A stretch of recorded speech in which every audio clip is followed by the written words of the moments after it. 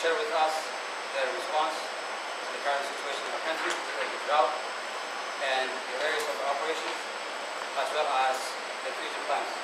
I hope we share with them what we have done so far and what we plan to do. So, before I get into the core of the program, I want to give you like an outline of what the program will look like. First, we're going to hear from Wutsai to say a few welcome remarks.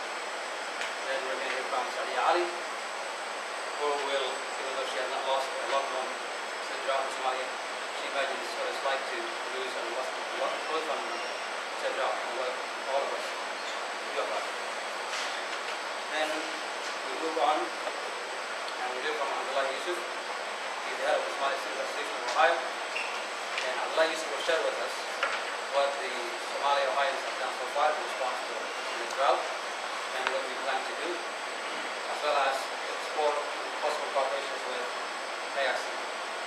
And we will hear from the representative from A.R.C. and then we will conclude with question and answer sessions, so everyone will have enough time to ask a question and get an answer. So, Assalamu alaikum warahmatullahi wabarakatuh. I'm very glad to be here today, and I welcome you all. I welcome our guests from Minnesota A.R.C. organization. As we know, my dear brothers and sisters, the situation in Somalia is very dire and is very, very complicated. And what we need to do is just get together and know more about how we can help. And as we know, this is as we hear from the news, this is the hardest one in 60 years. This is the hardest drought hit in Somalia or in Horn of Africa at large in the last 60 years. And that's really what caused us to get our intention up, inshallah ta'ala, and do whatever we can to maybe elevate or maybe minimize the hardship that the children and women and elderly people are getting from this situation. One of the facts that I hear nowadays was that I hear that about maybe 29,000 children only for the last 3 months only have died.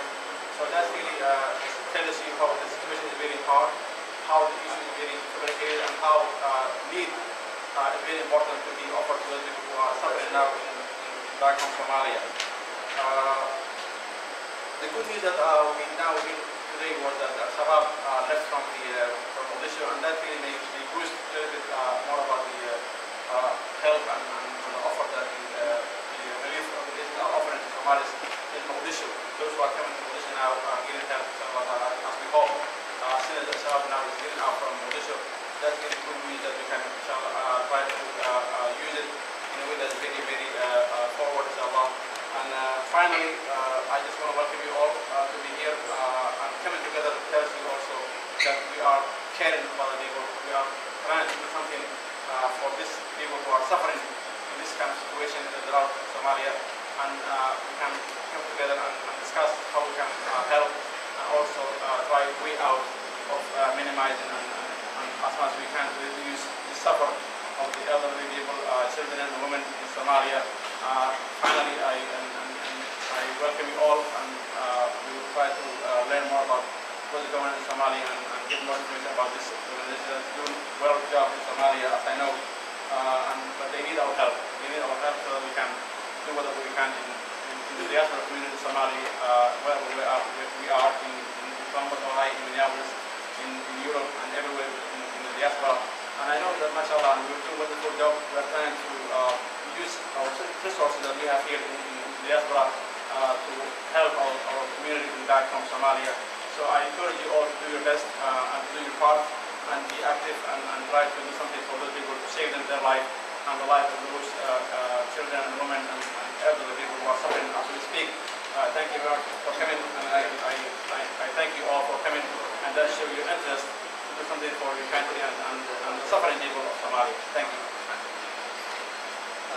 Thank you, Mr. Wu, for the remarks. President of the Somali Student Association of Ohio. He's also representing my president of Ohio State University, Mr. Abdullah Yusuf. Now he will share with us our response as the Somalis in Ohio to the current situation in Somalia. as well as what we plan we should be doing after or post-job in Somalia. What I like. Okay. Is it fine if I hear? I would rather sit. Okay, so noted. I am here to just give you a report of what we were doing through the process of helping out the people back home, or as well as in the refugee camps. After we heard about the droughts, we sort of came together and thought, let's help. It's been over some 20, 30 years, so let's help. That's what we thought. So this is what we did over the process of helping out those people. First, we sort of classified what we were doing in two different categories. One as an emergency thing that's needed very quickly, as in of like right now, and one as a non-emergency. The emergency part we thought was, let's do it now, and then whatever we got, send it right back now, like immediately, within a very small time frame. The activities we did through that process included, we went on and knocked doors in the neighborhood. Didn't really matter if they were Somalis or not.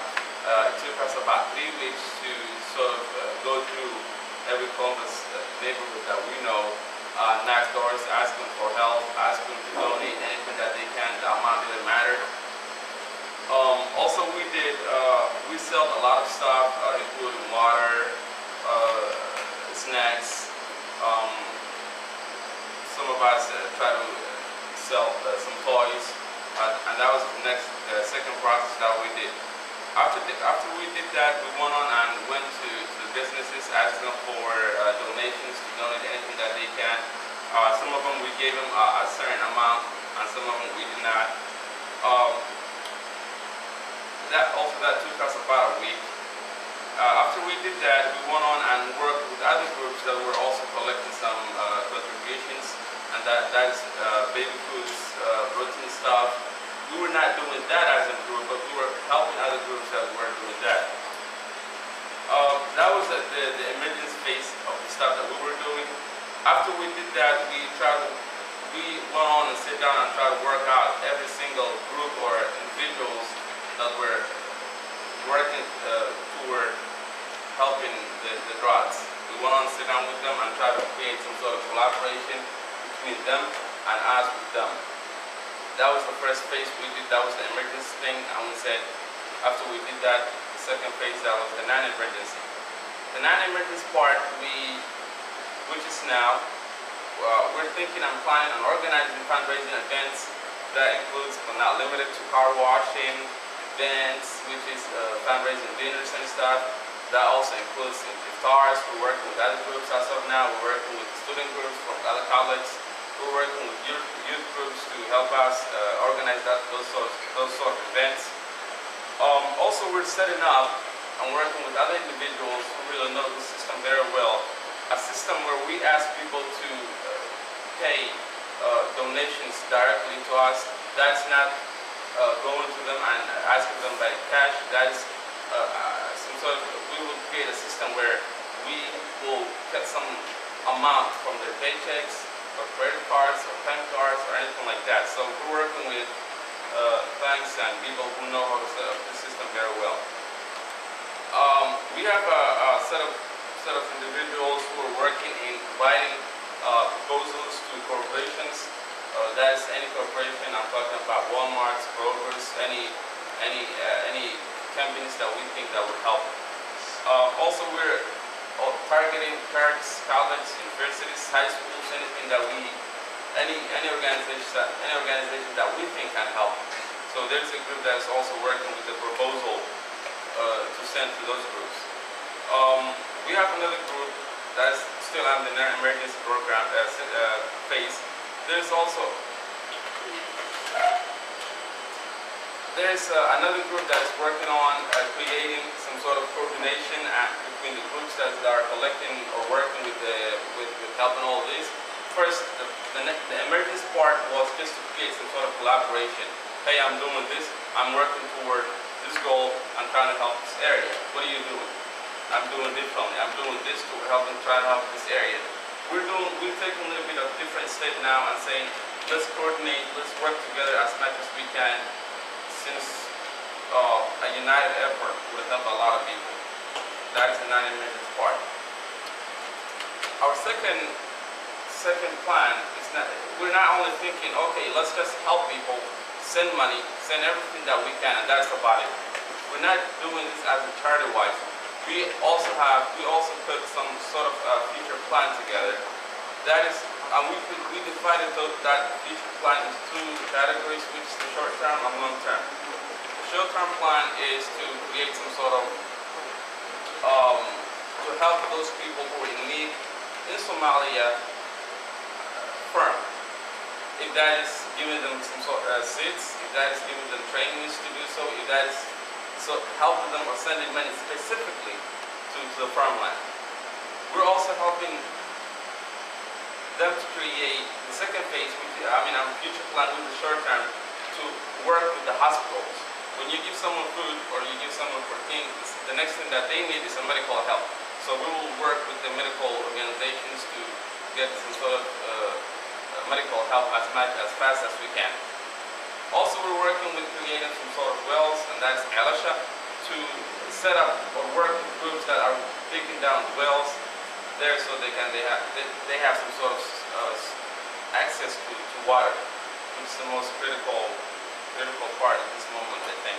After doing that, as in a future plan, in the short-term category, we'll work with the long-term, which is that when a problem happens, instead of just rushing to aid or solving the source of the problem, you have to understand the source of the problem, try to work with that, and then prevent it from happening again. In other words, we will work as much as we can, and we're fully committed in getting to the source of the problem. What caused this?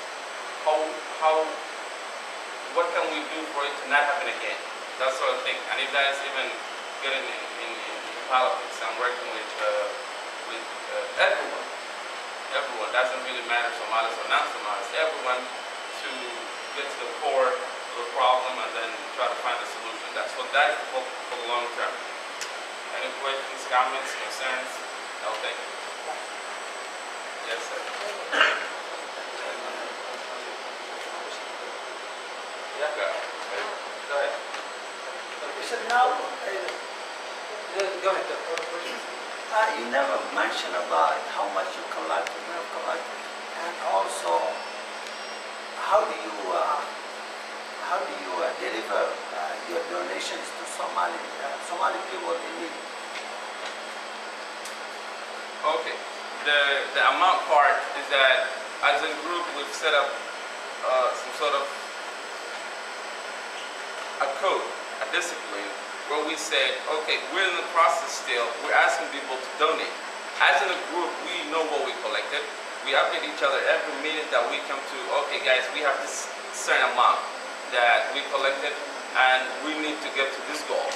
So as in a group, we have that info, but every group that were working with us, we told them and updated about how much we have, but we did not yet sort of confirmed or gave that sort of information public. But we've talked about it before. How can we deliver the system? We are still working on getting organizations. If that is A.R.C, we're also working with Brother Muhammad, ask if you can collaborate with us. If there's an organization that would deliver it to the people, reliable, accountable, that we can tell them accountable of whatever happens, we'll work with them.